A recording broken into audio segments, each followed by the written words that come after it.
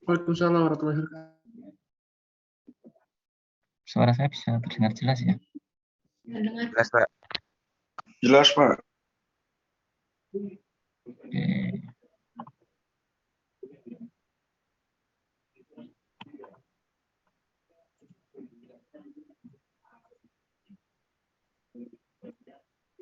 Ya, oke.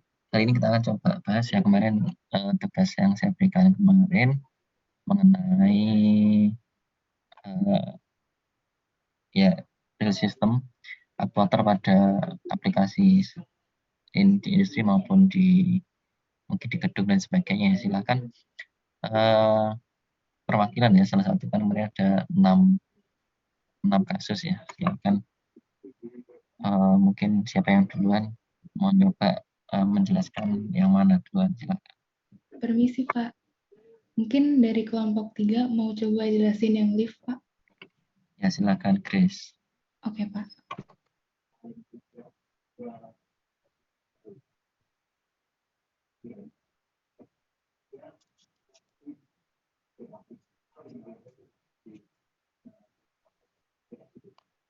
Terlihat ya, Pak? Ya. Selamat sore, Pak Ari dan teman-teman. Saya Grace, perwakilan dari kelompok 3, akan coba menjelaskan pengaplikasian aktuator dan sensor, yaitu sistem pada lift gedung.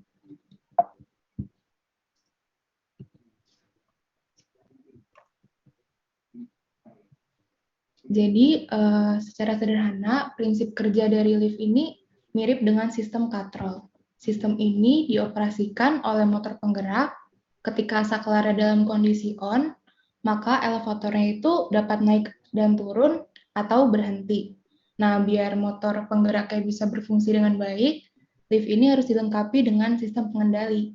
Sistem pengendali yang digunakan itu PLC. Ini adalah blok diagramnya. Dalam hal ini, sistem lift, plan-nya itu lift, karena yang dikendalikan lift-nya kan. Kemudian kontrolnya itu PLC, sensornya nanti ada switch overload, proximity, wire tension, safety sensor, yang akan dijelaskan di slide selanjutnya. Untuk inputnya sendiri, kita atau muatan lain penumpang lift, outputnya lantai yang akan dituju atau posisi tempat yang akan dituju. Untuk measured outputnya, nanti dilihat apakah bekerja dengan baik, misalnya ada case terjadi overload atau kerusakan lainnya. Pada umumnya ada 2 bagian utama, ruang mesin atau machine room, dan ruang luncur atau hoistway. Untuk ruang mesin sendiri, berdasarkan namanya juga, tempat terjadinya proses pengoperasian elevator yang berlangsung secara keseluruhan. Nah, di ruang ini tuh terdapat beberapa alat penggerak dari lift itu sendiri. Untuk ruang luncur, lorong atau lintasan di mana kereta tersebut bergerak naik atau turun. Jadi kalau misalnya, semisal kita melihat liftnya lagi turun dan kita lagi nunggu, itu akan ada lorong, itu namanya ruang luncur. Kemudian untuk aktuator, itu motor penggerak, berupa motor penggerak yang diintegrasikan dengan governor. Governor ini berfungsi sebagai pendeteksi dan pembatas kecepatan dari liftnya. Motor penggerak yang digunakan ini memiliki input daya tegangannya AC dari PLN, serta dilengkapi dengan rem magnet atau magnetic brake. Fungsinya untuk menahan motor ketika liftnya sudah sampai pada lantai yang dituju. Parameter dari cepat atau lambatnya pergerakan lift ini diatur oleh PLC yang tadi, Programmable Logic Control. Untuk jenis penggeraknya sendiri, ada 2, dengan sistem penggerak hidrolis dan motor listrik atau traction type elevator. Ini adalah tabel perbandingan traction machine dan hidrolik. Untuk pemakaiannya, hidrolik itu terbatas cuma 80 start atau stop per jamnya, sedangkan untuk traction bisa lebih dari 80 start atau stop per jamnya. Untuk kecepatannya juga hidroliknya terbatas, dan traction mesinnya tidak terbatas. Untuk sensor yang tadi sudah sempat saya sebutkan. Yang pertama, switch overload. Ditaruhnya di bawah kereta elevator atau car lift. Pada switch overload ini terhubung dengan governor. Apabila semisal overload, alat ini akan menonaktifkan semua rangkaian sehingga liftnya itu diem serta mengaktifkan buzzer alarm dan otomatis pintu liftnya bisa tetap terbuka sampai bebannya dikurangi atau kalau dalam kehidupan sehari-hari atau orangnya ada yang keluar. Kemudian selanjutnya ada sensor sentuh atau sensor kedekatan.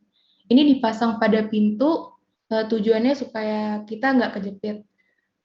Elevator ini kan punya pintu otomatis yang digerakkan oleh motor stepper. Nah, motor stepper ini bekerja berdasarkan sinyal digital yang menggunakan prinsip sensor kedekatan. Kemudian ada wire tension safety sensor, merupakan sensor yang mendeteksi adanya keregangan pada tali penyangga lift. Apabila tali tersebut meregang, maka sensornya akan mendeteksi dan mematikan sistem serta memberikan sinyal tanda error pada display di dalam lift. Ini merupakan penjelasan bagian-bagian dari elevator. Ada control system, ada gear machine, primary velocity, governor, hoisting ropes, roller guide, secondary position transducer, door operator, entrance protection system, load weighting transducer, car safety device, traveling cable, elevator rail, counterweight, compensation ropes, governor tension shift, counterweight buffer, dan car buffer. Selanjutnya, pada ruang mesin terdapat beberapa bagian penting, seperti yang pertama control system atau kontrol panel yang di sini itu berfungsi untuk mengatur dan memberikan instruksi agar lift bergerak dan berhenti sesuai dengan permintaan kita. Kemudian ada automatic rescue drive yang ini berfungsi apabila sumber listrik dari PLN ini tiba-tiba mati dan lift berhenti di sembarang tempat setelah lebih dari 15 detik. Nanti ARD ini akan menjalankan lift ke lantai terdekatnya. Kemudian ada counterweight, dipasang di belakang atau bisa juga di samping lift. Bobot yang dipasang ini harus sesuai dengan ketentuan yang ada. Kemudian pada ruang luncur atau hoistway yang tadi, terdapat yang pertama guide rail atau rel pemandu, itu baja khusus pengatur jalannya kereta dan bobot pengimbang atau counterweight. Kemudian ada limit switch, terdapat 2 jenis saklar untuk membalikan arah dan final switch. Biasanya komponen ini terpasang di rel. Pada lift, dipasang di bagian bawah dan atas. Fungsinya untuk menjaga agar kereta tidak menabrak pit atau lantai kamar mesin. Selanjutnya ada vane plate, dipasang di rel pada lift, berfungsi untuk mengatur pemberhentian kereta atau lift pada lantai yang dikehendaki, dan mengatur pembukaan pintu pendaratan atau landing door. Ini landing door terdiri dari beberapa bagian, door hanger, door sill, dan door panel. Berfungsi untuk menutup ruang luncur dari luar. Pada hall door ini dipasang alat pengaman secara seri, sehingga apabila salah satu pintu terbuka, maka lift nggak bisa dijalankan. Ada buffer, terletak di 2 tempat, satunya untuk kereta dan satu setnya untuk beban pengimbang atau counterweight yang tadi. Berfungsi untuk meredam tenaga kinetik kereta dan bobot pengimbang pada saat jet. Mungkin sekian, Pak, presentasi dari saya. Ya, terima kasih ya, Grace Victoria ya, cukup detail dan jelas ya tadi mengenai sistem pada elevator atau lift ya. Ya mungkin kalau kita sebut lift ya, lift yang vertikal ya. Kalau elevator biasanya itu lebih ke yang kayak tangga itu ya. Anda berjalan. Oke. Jadi tadi untuk aktuatornya apa saja? Di review jelaskan lagi. Chris, ada apa saja? Ada 2 tipe tadi ya, Ya, Pak. hidrolik sama Ya, hidrolik sama traction type. Traction, ya. traction mesin ini apa? Kalau bisa dijelaskan. Traction mesin ini artinya sistem penggeraknya itu berupa motor listrik, Pak. Motor listrik ya. Tipe motor listriknya apa? Apa DC, apa AC? Ya,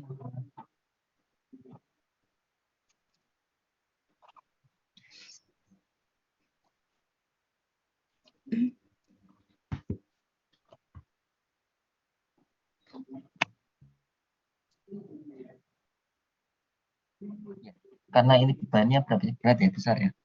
Jadi bebannya besar lift itu. Jadi umumnya adalah dia menggunakan AC motor ya. AC motor kemudian juga di gedung ya.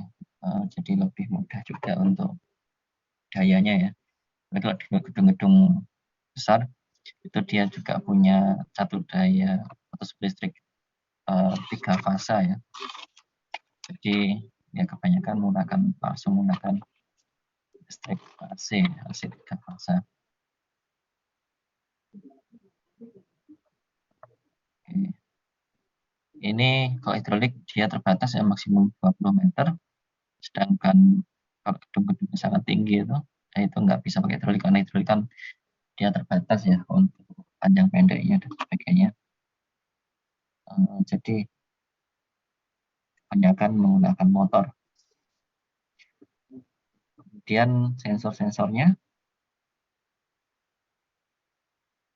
ya ada sensor. Kurang ya, Pak, sensornya. Masih ada yang belum disebutin. Ya, ini sensor utamanya ya. Ada overload, untuk overload, kemudian sensor sentuh atau sensor gitu. Proximity ya sebenarnya. Dia pakai proximity sensor. Jadi ketika ada orang masih di pintu, maka dia pintunya nggak nutup ya. Kemudian wear tension safety sensor. Oke, ini juga bisa ya digunakan untuk adanya keregangan pada tali penyangga lift. Misalkan ini juga misalkan sistem pada overload sensornya tidak bekerja, tapi di situ keregangan talinya ya, atau mungkin usia talinya umurnya sudah tua, maka dia akan meregang lebih panjang ya. Nah, di sini bisa juga sebagai warning ya, dia bisa mematikan untuk mencegah adanya kecelakaan atau putus. Oke, udah ya, ada lagi. Paling tadi sama bagian-bagiannya aja sih, Pak. Di ruang mesin, di ruang muncul. Ini bagian-bagian mekanisme ya untuk relnya, kemudian kontrol panelnya, limit switch. Nah, limit switch juga termasuk ke dalam sensor juga ya. Terutama dia pada kondisi untuk mendeteksi tiap lantainya ya. Jadi setiap lantainya mungkin limit switch-nya bukan ini mungkin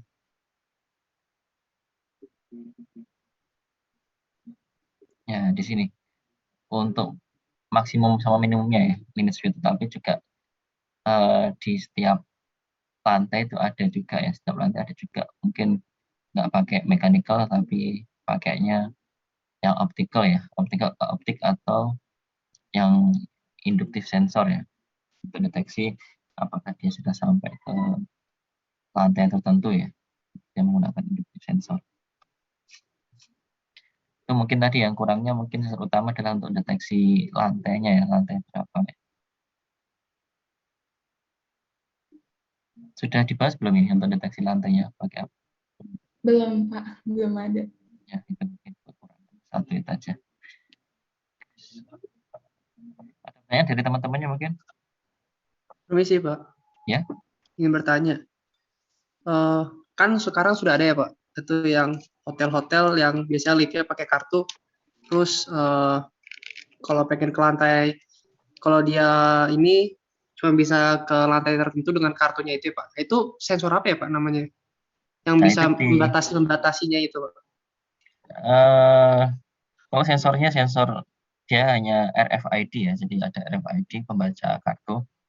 Di dalam kontrolernya ya, dia ada algoritma yang diprogram ketika misalkan kartunya itu hanya guest biasa atau tamu biasa, maka dia hanya bisa ke lantai tertentu. Atau misalkan dia penghuni lantai 10, dia kan dikasih kartu lantai 10. Dia jadi hanya bisa mengakses kartu di lantai 10 plus lantai-lantai yang memang disediakan untuk umum, misalkan ada poolnya, ada restorannya, ada hall-nya. Jadi untuk lantai-lantai yang private, yang misalnya ada penghuninya, itu biasanya memang disetting private khusus untuk penghuni di lantai tersebut, yaitu di algoritmanya. Jadi disetting di program PLC-nya diprogram untuk penghuni ini atau dengan kartu ini dia hanya bisa mengakses lantai ini saja, lantai lain tidak bisa. Seperti itu, Fadil. Baik, Pak. Terima kasih, Bu. Ya.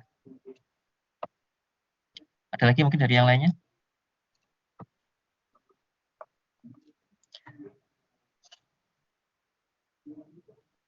Oke, kalau tidak ada, terima kasih ya, Grace Victoria atas sharingnya. Terima kasih, Pak. Silakan yang selanjutnya mungkin ada sistem yang lainnya. Kelompok 7, Pak. Ya, kelompok 7 RG ya. Mesin cuci ya, Pak. Ya, silakan.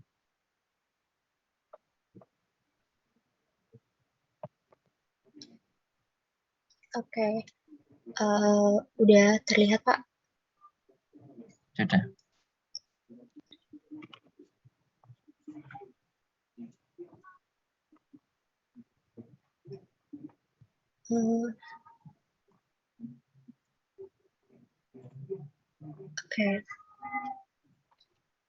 Oke, selanjutnya mesin cuci. Jadi untuk komponen sensor dan aktuator di mesin cuci itu sendiri, yang pertama ada water level sensor. Nah, ini fungsinya sebagai pengendali pasokan air yang masuk ke dalam tabung pencucian dari sumber kran atau water inlet valve. Kemudian selanjutnya, ini ada reed switch sensor yang fungsinya adalah untuk menyensor tutup tabung mesin cuci maksudnya.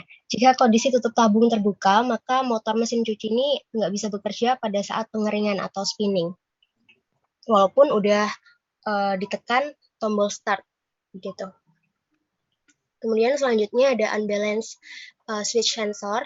Jadi ini fungsinya berfungsi pada saat proses pengeringan atau spinning untuk menghindari bahaya tabung yang berputar pada kecepatan tinggi. Kemudian selanjutnya